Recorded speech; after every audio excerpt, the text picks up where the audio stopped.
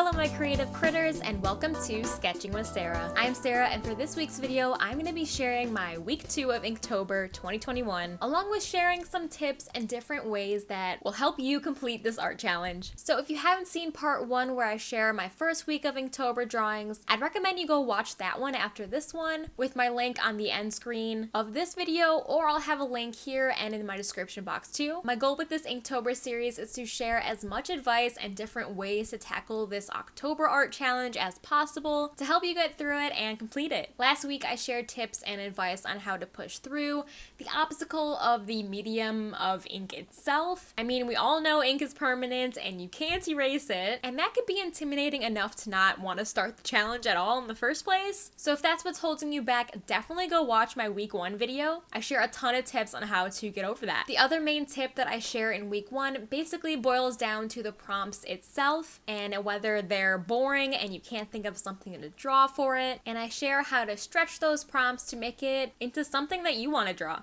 therefore inspiring you and helping you to stay motivated to keep going. I would say the toughest obstacle for any prompt list for me is that you're always just gonna get that one prompt that is so boring, and I do go over a ton of ways to help you figure out what you like to draw and examples on how you can make the prompt work for you. This week I'm focusing on even more ways to make those prompts work for you, and one of those things is to come up with a topic that you're really passionate about and look at that prompt as a way to communicate that. Which brings me to day 9's Inktober prompt, which is pressure. So something that always inspires me is learning about animals, and I'm also really passionate about ocean life and how it's being affected by the plastic litter and other pollution. So the inspiration for this drawing is something that I knew about octopi or octopuses or octopodes. There's a lot of ways to say octopus in the plural form, which I found out recently because I always thought it was octopi, but I guess octopuses is also correct. Anyway, something that I kind of knew about octopuses is that they can fit through and in and get out of really any kind of thing, no matter how small the hole is or the crack is. That sounded really wrong, but you know what I mean. The octopus can really get into small bottles or tubes and are really good at escaping different enclosures and containers as well because of the skill that they have. So I found this really interesting reference photo of an octopus just chilling and poking his little like squishy eyes out of this bottle of some kind. And also, since I have a passion for animals and learning about them, I also know that octopuses can survive pretty well in extreme pressures of the deep sea, which is the fact about octopus that initially made me choose an octopus to begin with for this drawing. Then for day 10, the prompt was pick. So I chose to draw a raccoon, aka trash panda, picking himself a nice ripe looking apple from a tree. For some reason that day, I just really wanted to draw a raccoon. So a raccoon reaching his little baby fingers toward a nice big apple was just such a cute image in my head that I wanted to draw. So I found some reference photos of a raccoon reaching up and some other reference photos of apples as well, and I just started drawing. I decided for this year's Inktober I would sketch in ballpoint pen to get more comfortable with it, and getting the proportions of the raccoon in ink was a bit of a challenge, but thank goodness raccoons have a lot of fuzzy hairs everywhere, so any scribble that I drew wrong could just be hair, right? It was really easy to mask it as some kind of texture on the fur, which was kind of handy. Sketching in pen is such a good exercise to stay light-handed with your mark making because you can always go darker,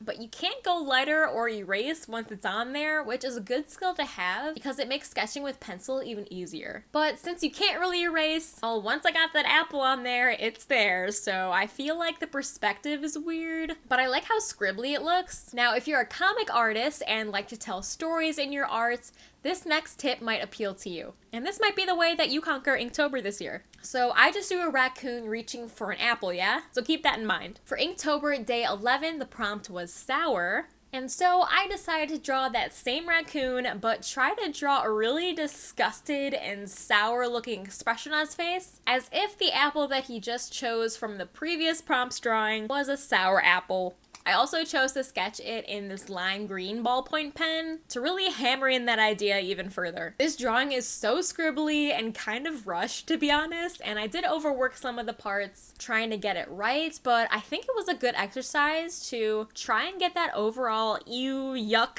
so sour kind of expression, you know? And I don't know, I feel like all of the distressed marks kind of help achieve that ugh kind of feeling, you know? So a couple different ways that you can treat Inktober is you can create a panel based on every prompt every day that relates back to the previous day's prompt and panel and see how wacky the story turns out. And you don't even have to do it for the whole 31 days. If you're happy with the comic being only a couple or maybe 3 panels of prompts long, then just leave it there and start another story with the next day's prompt. You can even start a story of panels and totally just abandon it because you can't figure out how that next day's prompt will work with those ones that you already created. So just leave it, abandon, and maybe after Inktober or on your own time, finish it on how you would want it to end without the limitations of the prompts. Who knows, you might come up with a really cool idea that inspires you down the line to make even more from it. Or you can even get really ambitious and do an entire spread of panels inspired by the prompt that day to create that complete story if you really want to. There are a lot of ways to create a narrative through your drawings though. Another way that I like to do is just use the same characters, like original characters or an OC that you have an established backstory and history creating stories with already that you just really enjoy drawing. So maybe instead of sequential panels that work together as like a comic strip, maybe have the prompts determine what your characters are doing, or maybe the prompts inspire you to design another character in their world or someone that they meet along the way. I kind of touched on this in week 1 too, but this works really well too if you're invested in a fandom at the moment and you really love making fan art for it. How can you make the prompts fit the world of this fandom? I love drawing my animal hybrid creatures, and in Mermaid last year I got tired of drawing mermaids, which I didn't think would be possible because I love mermaids, but I got tired of it, so I started drawing my hedgerfish and porky pufferfish hybrid characters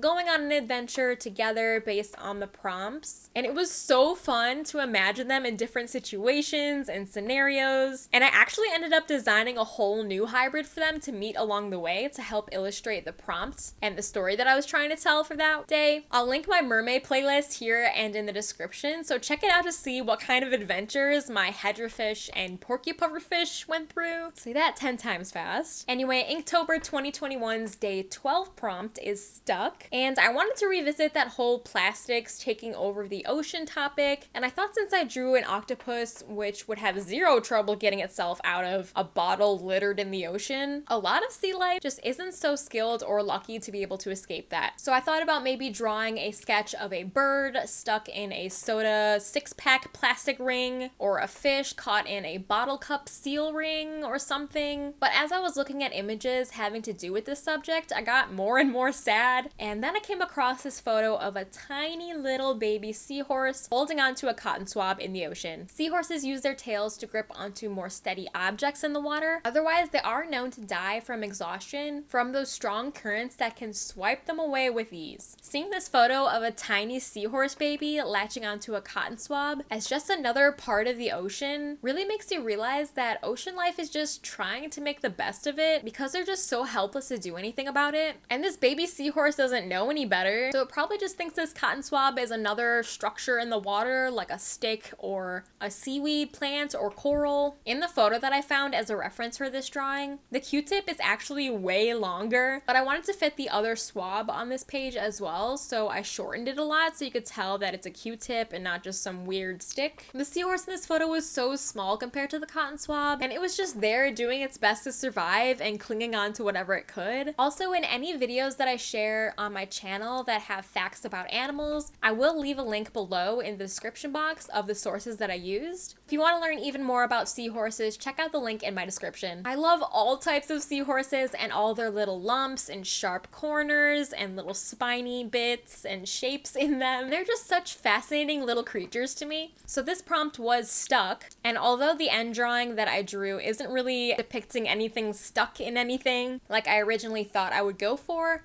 but this prompt did prompt me to take a different path and draw something that did motivate me. I guess you could argue that ocean life is just stuck with all the plastic and other litter in the ocean, and they're kind of helpless, but the drawing itself doesn't really have anything stuck, like I said. I mean, that seahorse can just let go whenever she wants. So I guess another tip would be, if the prompt inspires you to think about something you're passionate about, make a drawing about it and communicate that passion. I think as an illustrator, we all have such a powerful gift of creating a universal way to communicate with visuals. And if a prompt inspires you to draw a message, do it. The next prompts were day 13 and 14, roof and tick. And when I saw the roof prompt, since I love drawing animals, I thought about what animal would just be chilling on a roof. And I was struggling to think of something, but then I thought, hey, giraffes are taller than a lot of roofs, so I'm just gonna draw a giraffe. Then as I was thinking of giraffes, I remembered this really cool fact that I learned a while ago about the symbiotic relationships that giraffes have with this bird called oxpeckers, where the oxpeckers will eat leftover food stuck in the giraffe's teeth, as well as parasites and other bugs that latch onto the giraffe's skin and hair. So the giraffe gets cleaned up and the oxpecker gets to eat. So I guess you could say that this giraffe, which is taller than a roof, is ticking off that chore of getting her teeth cleaned courtesy of the oxpecker. I also really hate drawing architecture because I'm no good at it, which means I probably won't get better because I always avoid it when I can. But anyway, because of that, when I saw this prompt roof, I knew I simply just wasn't going to draw a roof. Literally, because a roof is part of a building structure, which is architecture. So instead of giving up and just not doing a drawing at all, I had to come up with some way around it, and drawing a giraffe was my way out. So another tip is, if you see a prompt that, when you think about it literally, just doesn't inspire you, challenge yourself to come up with another way to twist the prompt so that it is something that you like to draw. For any prompt list, there is literally no requirement on how much that prompt has to fit the drawing, how literal it needs to be. And I would even argue that the less literal, the better, because these are the drawings that stand out the most and people do notice. So while you're scrolling Instagram with the hashtag Inktober 2021 roof, through the sea of, all of the buildings with the roofs on it, you see a random giraffe picture and you're like, oh, that's really unique. And people do notice that. And it makes your art stand out even more. Also with the prompt tick, I knew for a fact I just simply was not gonna draw like the insect tick, because to do that, I would have to look at reference photos of ticks, and that's just, nope, no thank you. If I can get away with not looking at photos of insects, I will not do it. So another tip that I mentioned in week 1 is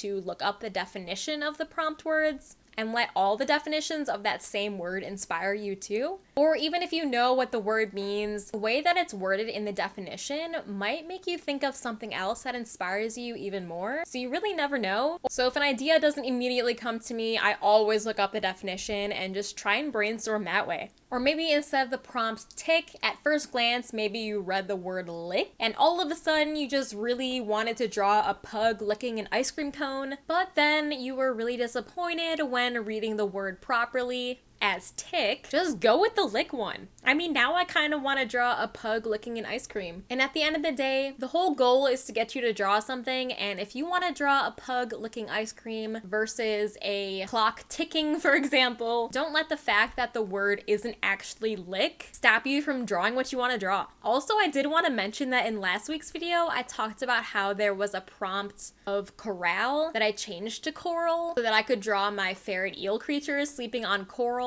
But I did look back and apparently the actual prompt was coral. And the reason I probably remembered it wrong was maybe I was trying to turn the word coral into corral, which is why I remembered thinking about drawing a lamb like sleeping in a field, like a fenced field or something, in a corral like on a farm. But then maybe I changed my mind. I don't really know how it all ended up happening, but I just want to clarify that the prompt was actually coral and not corral. If you haven't even seen that video and you have no idea what I'm talking about, no one cares, I'm sure. But I feel better after clarifying because I did spend a little while talking about it just to find out that I was remembering it wrong, but oh well, the tip still stands. If you see a prompt word and it prompts you to think of a different word that you find more inspiring, just go with it. The last prompt of week 2 is day 15, helmet. And I wanted to piggyback off of the last drawing I just did and draw a Nile crocodile with an Egyptian plover bird cleaning his teeth. This is another fascinating symbiotic relationship that these birds have with the crocodile. And since the prompt was helmet, I thought it would just be so cute to have this little Egyptian plover wearing a football helmet for protection so he doesn't, accidentally bump his head on the tooth, You can never be too prepared. The whole topic of symbiotic relationships with these birds and other animals is just so inspiring to me that I actually made an illustration for my portfolio in college where I actually made animal hybrids of the Egyptian plover and the oxpecker birds together, and I also crossed a crocodile with a giraffe together to create an animal hybrid, and I think I titled the drawing Dentist or something, and I'll pop an image of it here so you can see what I'm talking about. But it was just such a fun project to work on,